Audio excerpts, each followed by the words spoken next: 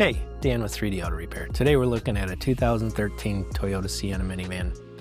Customer came in, said they were starting to notice some banging noises when they were applying the brakes, or actually when letting off the brakes it seemed to be worse, like leaving a stop sign.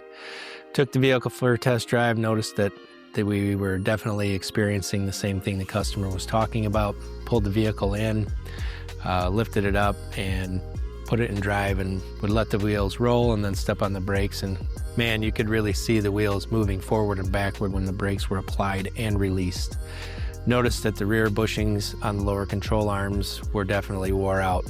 With 213,000 miles on the vehicle, that wouldn't be totally out of character. Advised the customers that they would need new lower control arms, as those lower control arm bushings were not serviceable separately from the lower control arm. Got the lower control arms put back in, took it for a drive. Everything was smooth and quiet. We checked the alignment to make sure the tires were still going to wear properly after changing those lower control arms, which is a very important thing to do whenever you change a suspension piece, is to make sure that the alignment is still in good shape. Gave the customer the car back. They were really happy with the way it was performing after the repair.